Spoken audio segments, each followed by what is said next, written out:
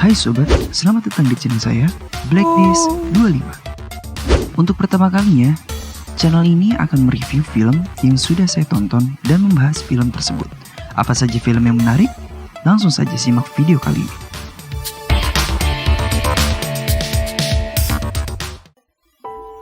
Film berawal dengan wanita yang sedang duduk. Lalu di belakangnya ada sekelompok orang bertopeng. Siapakah mereka? Kemudian dilanjuti dengan potongan scene perempuan yang sedang berbaring dengan mulut yang disumpal mawar. Berlatar di California, ada sekelompok siswa wanita yang mempunyai kelompok yang dinamakan The Sinners. Pada setiap perempuan di kelompok tersebut mewakili dosa dari 7 dosa yang mematikan. Lalu, scene berpindah ke toilet di mana mereka selalu melakukan hal memuji diri mereka masing-masing. Kemudian, sang narator menjelaskan dosa-dosa yang mereka miliki. Yang pertama yaitu Katie Hamilton yang mempunyai dosa serakah. Yang kedua, Stacy Rogers yang mempunyai dosa iri. Yang ketiga, Robin Pierce yang mempunyai dosa malas. Yang keempat, Molly McLever yang mempunyai dosa rakus. Yang kelima, Tori Davidson yang mempunyai dosa pemarah.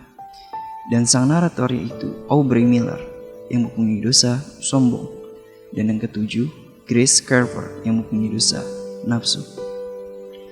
Scene berpindah di mana menunjukkan bahwa mereka akan memulai pelajaran. Kemudian seorang siswi yang bernama Tori melakukan tindakan yang kurang etis. Kemudian dia disuruh ke ruang kepala sekolah. Ruang lingkup di film ini menunjukkan tingginya iman dan iman sama pentingnya dengan hukum. Kemudian film memperlihatkan seorang perempuan yang dijemput seorang laki-laki yang kita ketahui bernama Grace Carver. Dan ternyata lelaki itu pacarnya yang bernama Kit Ederson. Kit meminta maaf atas kejadian semalam. Kejadian apakah itu? Lalu Grace berjalan pergi dan bertemu Summer Debson. Dia menjelaskan bahwa dia telah putus dari pacarnya, yaitu Kit. Ternyata di sini kita ketahui bahwa Grace juga adalah seorang pekerja yang menjual bunga di toko bunga di dekat hutan. Kemudian scene berpindah ke meja makan keluarga, di mana keluarga Grace sedang makan dan ayahnya menanyakan perbuatan yang Grace lakukan di sekolah tadi dari seorang yang tidak diketahui namanya.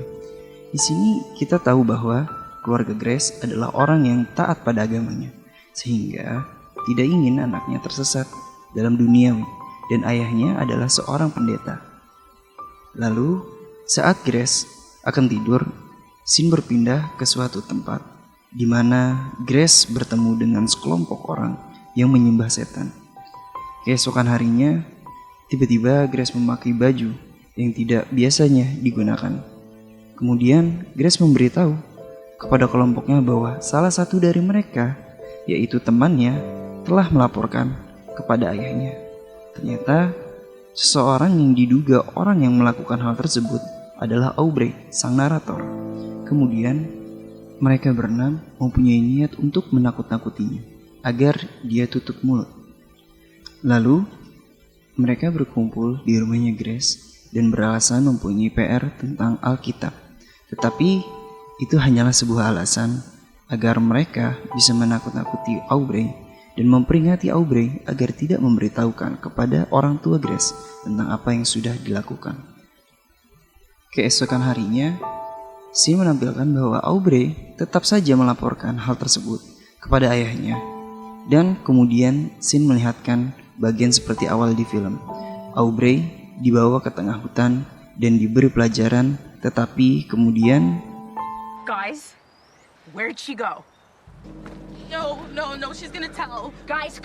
Aubrey menghilang tiba-tiba. Dan di sini awal mula teror akan terjadi. Kemudian pagi harinya yang seperti biasa mereka lakukan, belajar tentang Alkitab, tetapi tiba-tiba kepala sekolah masuk ke ruangan kelas mereka dan memanggil mereka satu persatu untuk memberi keterangan tentang hilangnya Aubrey. Namun, seketika mereka kembali ke kelasnya, ada seseorang yang menuliskan dosa mereka di atas meja Grace. Lalu, scene menampilkan Katie membawa mobil untuk menghadiri suatu acara dengan teman-temannya. Tetapi, ada seseorang yang entah dari mana datangnya, kemudian menyekap Katie. Scene berpindah pada Grace dan teman-temannya yang sedang melakukan kegiatan untuk doa bersama, di mana doa tersebut untuk memperingati kehilangannya Aubrey. Dan mereka menanyakan Katie yang juga tidak datang. Kemudian, scene memperlihatkan sedikit tentang Katie yang sebenarnya dia sedang diculik dan tangannya pun diikat dengan bertujuan agar tidak bisa lepas dari penculikannya. Besoknya, polisi melakukan penyelidikan dan diketahui bahwa Katie sudah mati dan ada bunga mawar sebagai barang bukti. Scene berpindah pada suatu acara duka karena tewasnya Katie dan hilangnya Aubrey. Lalu kemudian Kit, yaitu pacarnya Grace, datang dan menunggunya di luar gereja dengan bertujuan ikut bela sungkawa pada Grace atas kematian Katie dan juga hilangnya temannya yaitu Aubrey. Dan juga di sana ada Andy, yaitu seseorang yang mempekerjakan Grace di toko tanamannya. Tetapi Andy ditangkap oleh sheriff atas dugaan pembunuhan Katie. Akhirnya Katie pulang dan akan makan malam dengan keluarganya. Tetapi sang ayah menasehati Grace dan memberitahu akibat dari pergaulannya. Selepas itu, Grace langsung masuk kamar dan meminta Tori untuk menjemputnya. Tori dan Grace akhirnya pergi ke suatu rumah untuk membakar buku Aubrey agar tidak ada terjadi lagi kasus-kasus berikutnya. Tetapi di lain tempat, ternyata Molly, teman dari kelompoknya, diculik oleh orang yang sama dan sedang melakukan penyiksaan terhadap Molly dan diberikan suntikan agar tubuhnya lumpuh. Lalu, jika bukan Andy yang melakukannya, siapa orang itu? Menyusul hal tersebut, Scene menerangkan tentang kondisi Molly yang sekarang kita ketahui sudah mati dan Sheriff Middleton diminta oleh pendeta Dean untuk melakukan tugasnya. Grace dan Tori sedang frustasi karena kasus tersebut. Lalu akhirnya Grace pergi dengan Tori. Grace memarahi Tori karena dia hampir saja menyebutkan perilakunya kepada ibunya Grace. Kemudian mereka berdua pergi ke rumahnya Andy, di mana Andy sudah dibebaskan dari tuduhan pembunuhan Katie. Andy tidak ingin terlibat dengan Grace, dan juga Andy tidak tahu siapa pelaku tersebut. Tapi Andy menegaskan bahwa ada seseorang yang mencuri bunga-bunganya semalam.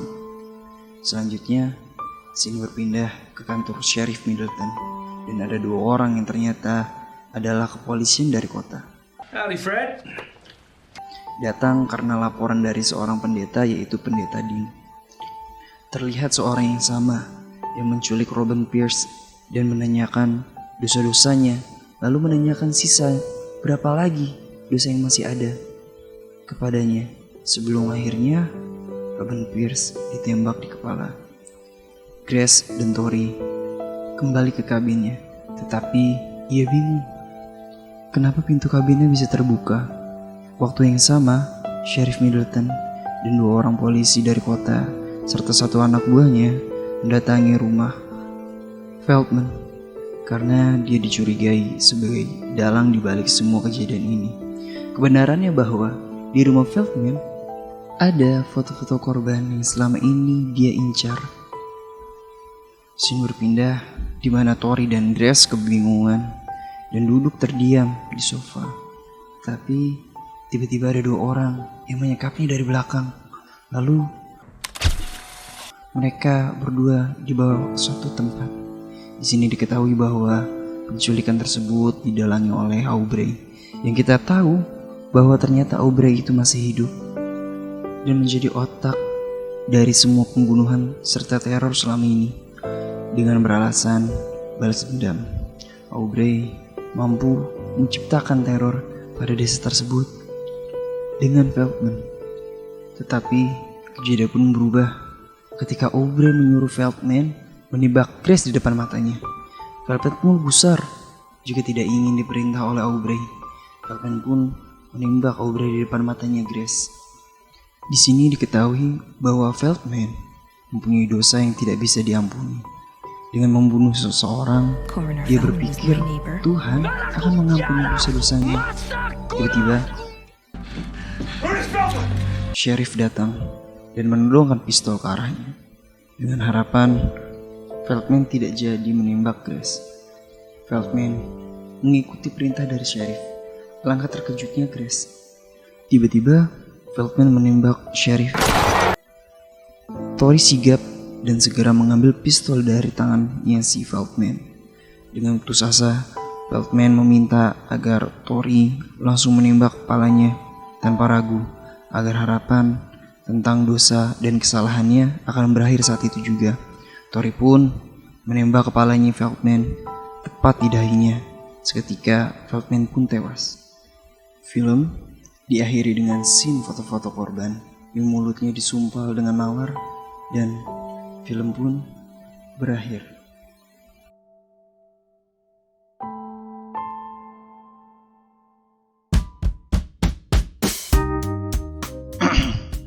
Nah, jadi bagaimana nih sobat?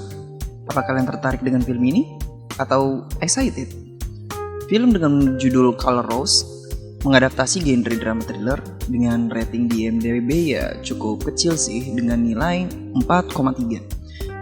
Hal yang dapat dipelajari dalam film ini adalah seseorang bisa saja menjadi jahat akibat dari keadaan, tapi jangan biarkan sifat jahat itu yang menguasai kalian. Itu saja untuk video kali ini. Jika kalian punya saran film atau film yang ingin kalian tonton, bisa langsung saja komen di bawah. Sebagai penutup, semoga kalian diberikan kesehatan selalu dan diperbanyak rezekinya. Wassalamualaikum warahmatullahi wabarakatuh.